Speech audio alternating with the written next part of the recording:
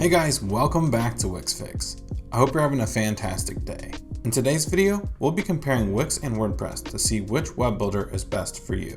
Now some of you may not know this, but before I ever used Wix, I actually used WordPress. And if you stick around to the end, you will see why I made the choice to move to Wix and stick with it. For the best comparison, we'll be comparing these web builders by ease of use, apps, flexibility, SEO, support, and price. But before we get into the video, I do want to mention that we are trying to hit 5,000 subscribers by the end of the year.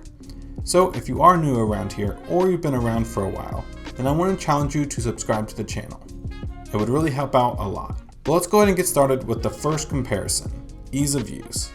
Wix is a pretty simple drag and drop editor with a dashboard that is easy on your eyes. In the editor, you can easily create pages and use Wix templates to create functional websites. However, WordPress is an open source website manager that is free to use. I say free with an asterisk because you will pay in other ways, but we'll be getting more into that later. As far as creating websites in WordPress, unless you use paid apps, buy professional templates, hire someone to build the site for you, or spend months learning to develop your own site, then creating a site in WordPress is so much more complicated and takes so much more time. There is not an actual editor for you to make your sites. Instead, you create a page in the dashboard and go into the editor for that specific page. Plus, there are a lot more settings that are not in obvious positions that you need to look for to make sure your website or page settings are correct. And since WordPress is free to use, they do not have a team of designers who constantly update the functionality to make it easier for their users. Because of this, I do have to give the point to Wix. Now let's talk about apps.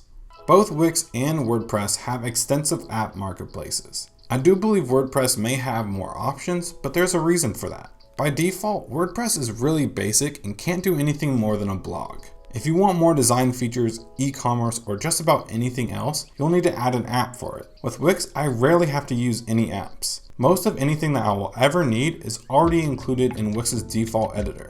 So this point is also going to Wix. For our next comparison, we'll be taking a look at which editor offers the most flexibility. If you have used Wix a lot, then you will know that it does not come without its limitations. For the most part, we can find a creative solution to accomplish the same effect, but by default, Wix is a bit more limited. WordPress, by default, is not really any better. If you want to accomplish anything, you will need to find the proper apps to do it, or you'll need to hire a professional developer to do it for you. I will admit that some of the sites that I've seen from WordPress are typically more impressive, but those more impressive websites with the cooler effects and stuff are normally made by professional developers, which if you want that for your own website, then you better expect to pay a lot more.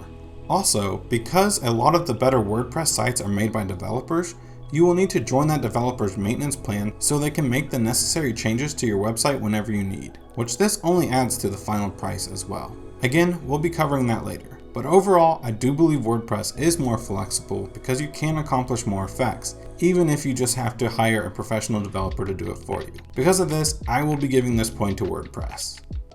The next point we'll be covering is SEO, or search engine optimization. SEO basically controls how well your site performs on search engines like Google. Now this can completely depend on how you use the SEO, but we will be comparing who has the best structure and more successful database for SEO. Now before I tell you my opinion, I do believe that the differences are pretty minimal. There is no drastic difference in the services that will cause one or the other to be substantially more successful. With Wix, you can easily add SEO right in the editor.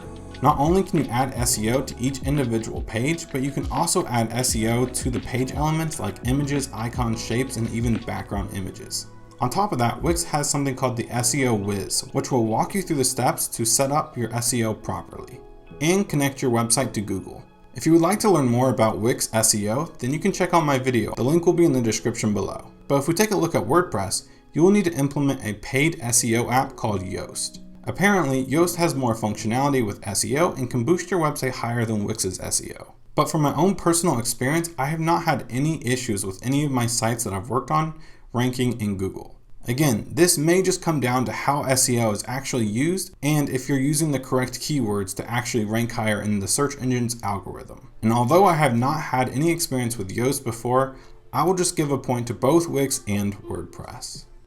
Now let's say you run into an issue or glitch when building your website. Which web builder is going to have the best support that can help resolve your issue? Wix has a dedicated team that you can contact 24/7. From my experience, they have been able to fix any of my glitches or errors pretty quickly. However, because WordPress is free, they do not have a support team at all.